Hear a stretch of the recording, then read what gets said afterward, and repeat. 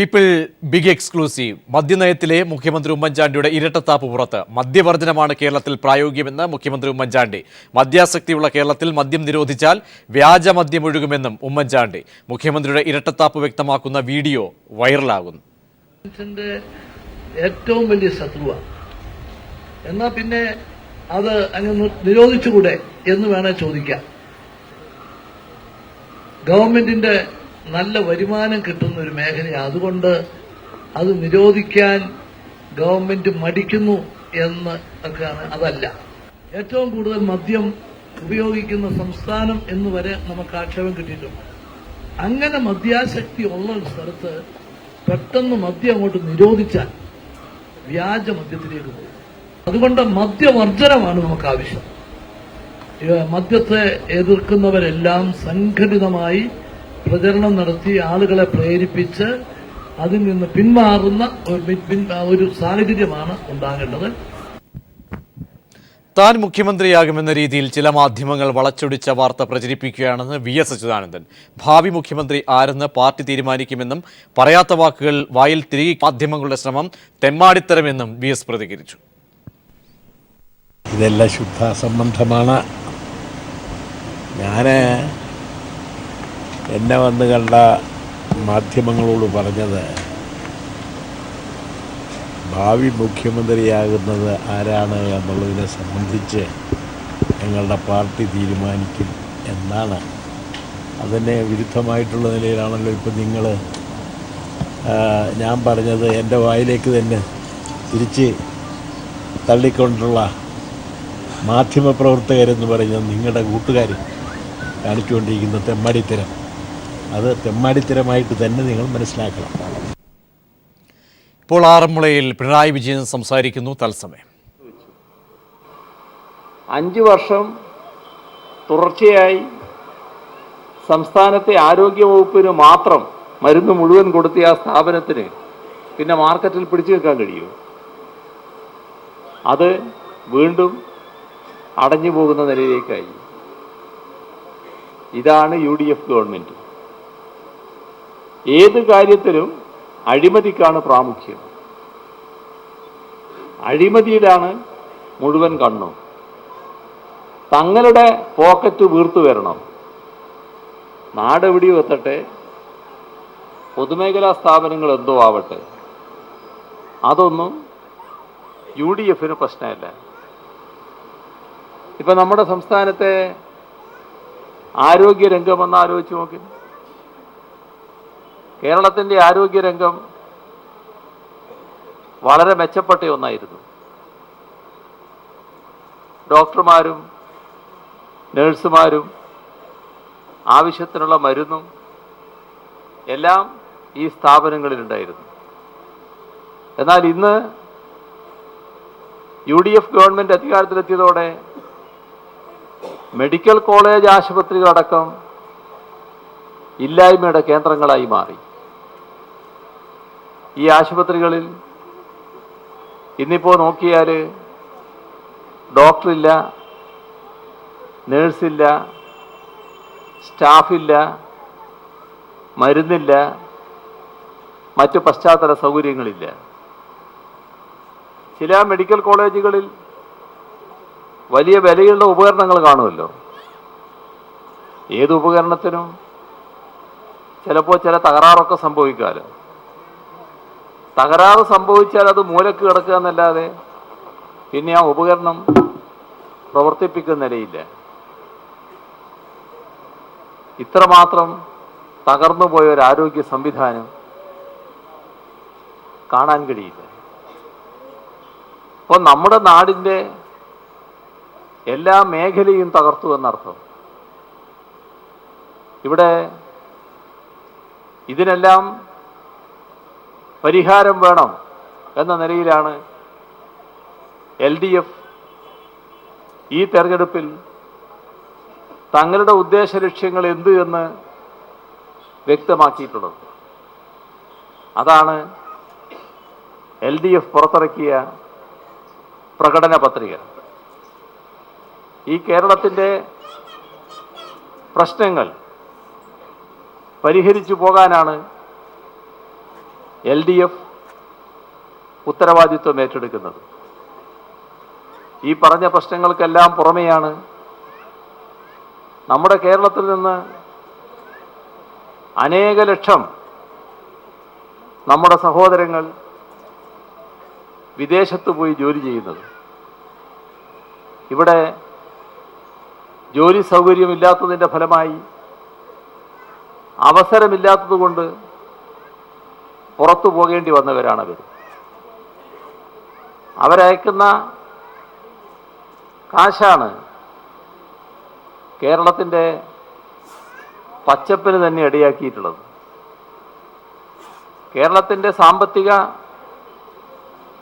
നില ശരിക്ക് അറിയാതിരിക്കുന്നതിനിടയാക്കുന്നത് ഈ പ്രവാസി സഹോദരങ്ങൾ അയക്കുന്ന കാശാണ്. എന്നാൽ നമ്മുടെ ഒരു ഗുണം സംസ്ഥാന ഗവൺമെൻറ് ആയാലും കേന്ദ്ര ഗവൺമെൻറ് ആയാലും ഒരു ഘട്ടത്തിലും അവരോട് നീതി കാണിച്ചിട്ടില്ല എന്നതാണ്. വലിയ കൃതജ്ഞതയാണ് പ്രവാസി സമൂഹത്തോട് നമ്മുടെ സർക്കാരുകൾ കാണിക്കുന്നത്. ഇക്കാര്യത്തിൽ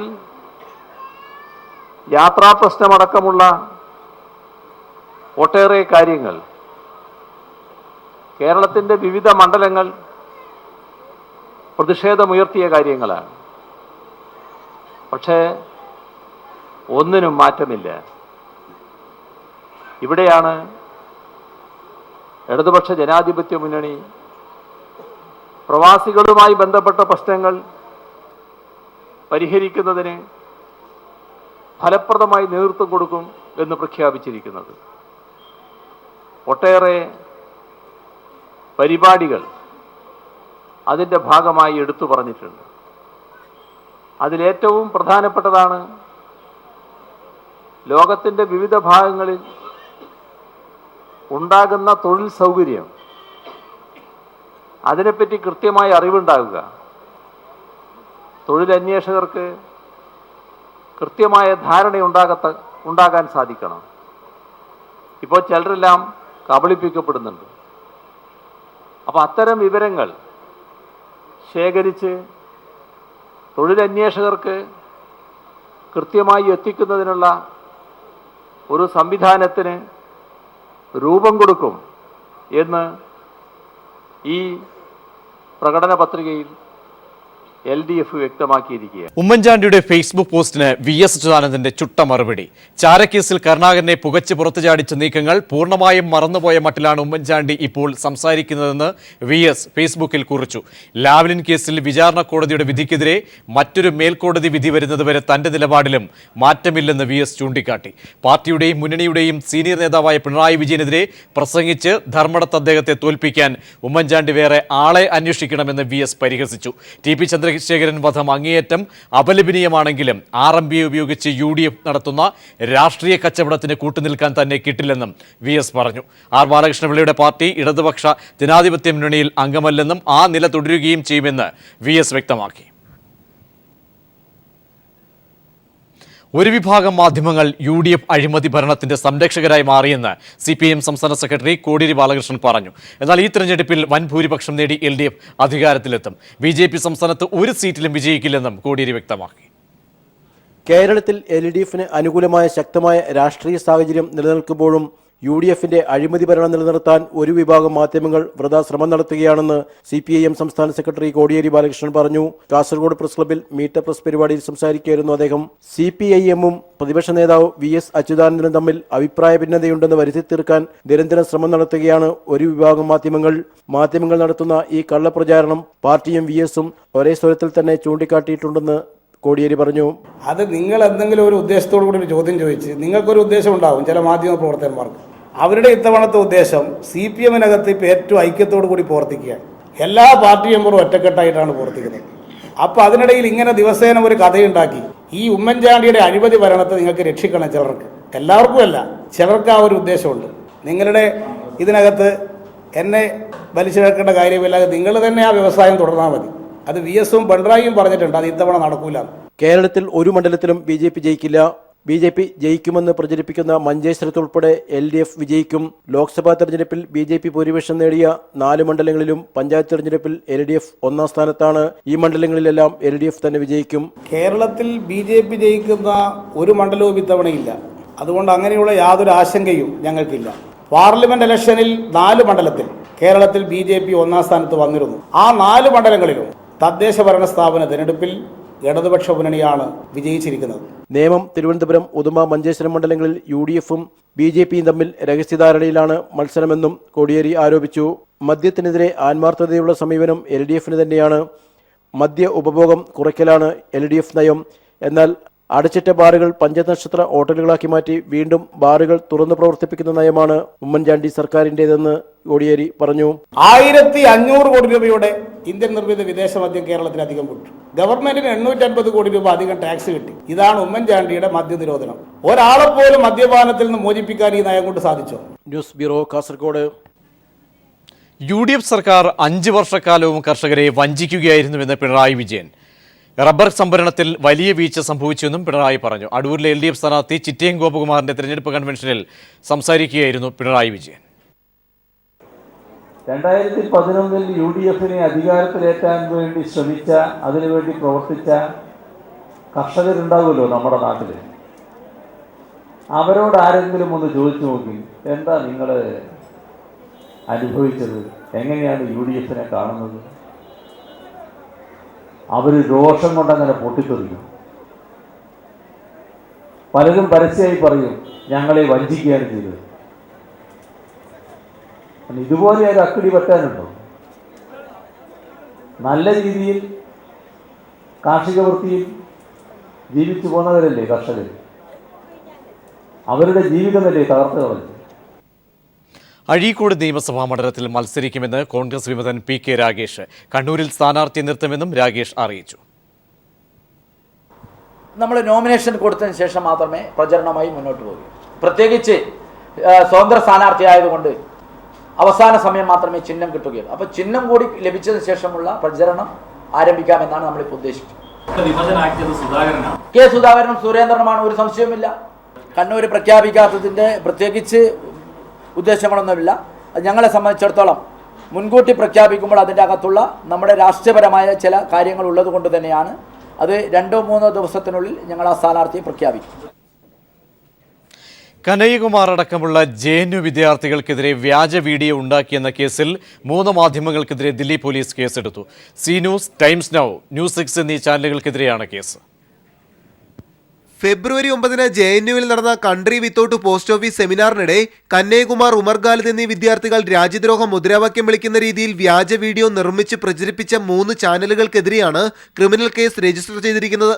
C news, news 6, times now എന്നീ ചാനലുകൾക്കെതിരെയാണ് CRPC 200 വകുപ്പുകളിൽ ദില്ലി സർക്കാർ നിർദ്ദേശപ്രകാരം പോലീസ് കേസ് ചുമത്തിയിരിക്കുന്നത്.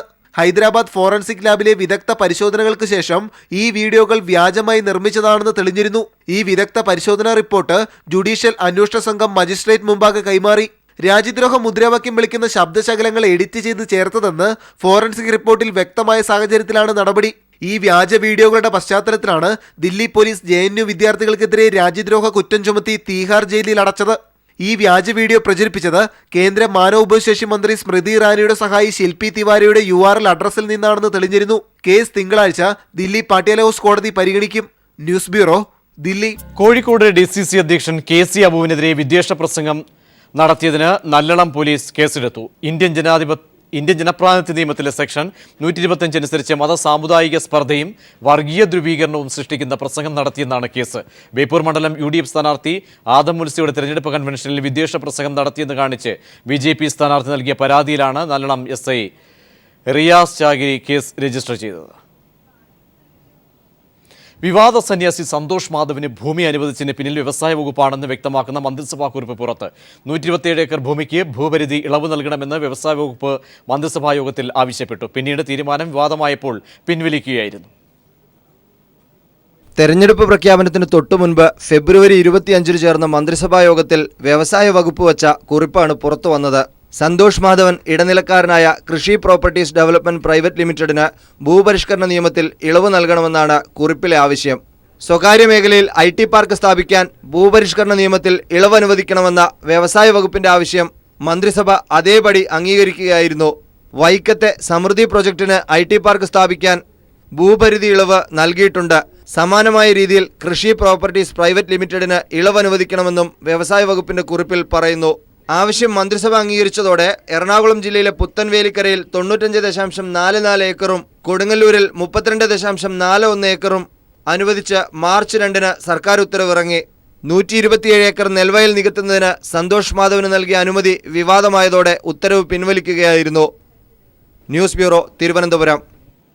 നിയമസഭാ തെരഞ്ഞെടുപ്പിൽ തന്റെ ആത്മാർത്ഥ സുഹൃത്തിന്റെ വിജയം ഉറപ്പിക്കാനായി മണ്ഡലത്തിൽ വോട്ടഭ്യർത്ഥിച്ച് ഡബ്ബിംഗ് ആർട്ടിസ്റ്റ് ഭാഗ്യലക്ഷ്മി. തിരുവനന്തപുരം വട്ടിയൂർക്കാവ് മണ്ഡലത്തിലെ ഇടതുപക്ഷ ജനാധിപത്യ മുന്നണി സ്ഥാനാർത്ഥി TN സീമയുടെ തെരഞ്ഞെടുപ്പ് പ്രചരണത്തിനാണ് ഡബ്ബിംഗ് ആർട്ടിസ്റ്റും ടെലിവിഷൻ അവതാരകയുമായ ഭാഗ്യലക്ഷ്മി വോട്ടർമാർക്ക് മുന്നിൽ എത്തിയത്. തിരുവനന്തപുരം വട്ടിയൂർക്കാവ് മണ്ഡലത്തിലെ LDF സ്ഥാനാർത്ഥി TN സീമയ്ക്ക് നിങ്ങളുടെ വിലയേറിയ ഓരോ വോട്ടും നൽകുക, വിജയിപ്പിക്കുക. ഈ അഭ്യർത്ഥന നടത്തുന്നത് മറ്റാരുമല്ല, ഡബ്ബിംഗ് ആർട്ടിസ്റ്റും ടെലിവിഷൻ അവതാരകയുമായ ഭാഗ്യലക്ഷ്മി. ഇങ്ങനെ വോട്ടഭ്യർത്ഥന നടത്തുന്നതാകട്ടെ തന്റെ പ്രിയ സുഹൃത്തിനു വേണ്ടിയും. വ്യക്തമായ രാഷ്ട്രീയ നിലപാടുകളുള്ള താൻ ആദ്യമായാണ് രാഷ്ട്രീയ പ്രചരണത്തിന് ഇറങ്ങുന്നതെന്നും അത് പ്രിയ സുഹൃത്ത് TN സീമയ്ക്ക് വേണ്ടിയായതിനാൽ ഏറെ സന്തോഷമുണ്ടെന്നും ഭാഗ്യലക്ഷ്മി പറഞ്ഞു. രാഷ്ട്രീയ പ്രവർത്തനം സാധാരണഗതിയിൽ എനിക്ക് ഇല്ലായിരുന്നു. പക്ഷേ വ്യക്തമായ നിലപാടുകളുണ്ട്, ഏത് പാർട്ടിയെയാണ് സപ്പോർട്ട് ചെയ്യേണ്ടത് എന്ന്. ആദ്യമായിട്ട് ഇറങ്ങുന്നത് തന്നെ എൻ്റെ ഏറ്റവും അടുത്ത സുഹൃത്തായ TN സീമയ്ക്ക് വേണ്ടി. അത് സുഹൃത്ത് എന്നതിലുപരി നല്ലൊരു രാഷ്ട്രീയ നേതാവായിരിക്കും. തീർച്ചയായിട്ടും യാതൊരുവിധ അഴിമതി ആരോപണങ്ങളൊന്നും ഇതുവരെ കേട്ടിട്ടില്ലാത്തൊരു വ്യക്തി ആയതുകൊണ്ട് തന്നെ സപ്പോർട്ട് ചെയ്യേണ്ടത്, അല്ലെങ്കിൽ അവർ ഒരു സ്ഥാനത്തേക്ക് വരിക എന്നുള്ളത് നമ്മളെപ്പോലുള്ള ജനങ്ങളുടെയും പ്രത്യേകിച്ച് സ്ത്രീകളുടെയൊക്കെ ഒരു ആവശ്യമാണ്. പ്രചരണത്തിൽ ഭാഗ്യലക്ഷ്മി എത്തിയതിലുള്ള സന്തോഷം LDF സ്ഥാനാർത്ഥി TN സീമയും പങ്കുവച്ചു. ഞങ്ങൾ ഏതാണ്ട് എല്ലാ പ്രദേശത്തും കഴിയുന്നത്ര സ്ഥലങ്ങളിൽ വീടുകളടക്കം സന്ദർശിക്കാൻ ശ്രമിച്ചുകൊണ്ടിരിക്കുകയാണ്. എൻ്റെ സുഹൃത്ത് ഭാഗ്യലക്ഷ്മി ഈ പ്രചരണത്തിൽ പങ്കാളിയാകാൻ വരാം, വലിയ തിരക്കുള്ള ഇതിനിടയിലും വരാമെന്ന് പറഞ്ഞത് വളരെ സന്തോഷം നൽകിയിട്ടുണ്ട്. അത്തരത്തിൽ സുഹൃത്തുക്കളുടെയും അഭ്യുതകാംക്ഷികളുടെയും ഒക്കെ തന്നെ വലിയ പിന്തുണ കിട്ടുന്നുണ്ട്. അത്തരത്തിൽ കഴിയുന്നത്രയും ഇടങ്ങളിൽ തന്റെ സുഹൃത്തിനു വേണ്ടി വോട്ടഭ്യർത്ഥന നടത്തിയാകും ഭാഗ്യലക്ഷ്മി മടങ്ങുക. Sunil Arimanur, news bureau, Thiruvananthapuram. Kairali TV USAയും ന്യൂയോർക്കിലെ കേരള സെന്ററും സംയുക്തമായി കേരള ഇലക്ഷൻ 2016 ഡിബേറ്റ് സംഘടിപ്പിച്ചു. പാടങ്ങളും തണ്ണീർത്തടങ്ങളും കാശ് വാങ്ങി പതിച്ചു കൊടുക്കുകയും വീടുകൾ മദ്യശാലയാക്കുകയും ചെയ്ത ഗവൺമെന്റിനെ ജനം തൂത്തെറിയുമെന്ന് ചർച്ചയിൽ പങ്കെടുത്ത ഒരു വിഭാഗം ചൂണ്ടിക്കാട്ടി. മുമ്പെങ്ങുമില്ലാത്ത വികസനത്തിന്റെ പാത തെളിയിച്ച ഗവൺമെന്റാണ് UDFന്റേതെന്ന് മറ്റൊരു വിഭാഗവും അവകാശപ്പെട്ടു. കൈർലി TV ന്യൂയോർക്ക് പ്രതിനിധി ജോസ് കടാപ്പുറം മോഡറേറ്ററായ ഡിബേറ്റിൽ നിരവധി പേർ പങ്കെടുത്തു. തിരുവനന്തപുരം ജില്ലാ കോടതി വളപ്പിലെ ജൈവ പച്ചക്കറിത്തോട്ടത്തിൽ വിളഞ്ഞ കായ്കറികൾ വിളവെടുപ്പിലേക്ക്. തരിച്ചു കിടന്ന 3/4 ഏക്കർ സ്ഥലത്താണ് അഭിഭാഷകർ 100 മേനി വിളവ് കൊയ്തത്. വിഷരഹിത പച്ചക്കറികൾ ശ്രീചിത്ര പൂർ ഹോമിന് കൈമാറാനാണ് ജുഡീഷ്യൽ ഓഫീസർമാരുടെ തീരുമാനം. തിരുവനന്തപുരം വഞ്ചിയൂർ കോടതി വളപ്പിലെത്തിയാൽ ആദ്യം ഏതു വ്യവഹാരിയും നമ്പരക്കും. 3/4 ഏക്കർ പറമ്പിൽ പടർന്ന് പന്തലിച്ചു കിടക്കുന്ന പടവലവും വെണ്ടയും തക്കാളിയും മുളകുമെല്ലാം കണ്ടാൽ കോടതി വളപ്പോ കൃഷിഭൂമിയോ എന്ന് സന്ദേഹം തോന്നിയേക്കാം. കാടുപിടിച്ച് കിടക്കുന്ന സ്ഥലത്ത് ജൈവ പച്ചക്കറി തുടങ്ങാനുള്ള ആശയം ആദ്യം മുന്നോട്ട് വെച്ചത് ഹൈക്കോടതി ജസ്റ്റിസ് തോട്ടത്തിൽ B രാധാകൃഷ്ണനാണ്. മേൽക്കോടതി ആഗ്രഹിച്ചത് നടപ്പിൽ വരുത്താൻ ജില്ലാ ജഡ്ജി V ഷെർസിയും ACJM A ഇജാസും മുന്നിട്ടിറങ്ങിയപ്പോൾ സംഗതി 100 മേനി കൊയ്തു. ഒപ്പം അഭിഭാഷകരുടെ പിന്തുണയും കൃഷി വകുപ്പിന്റെ സഹായവും കൂടിയായപ്പോൾ കോടതി വളപ്പ് ഒരു പച്ചക്കറി തോട്ടമായി.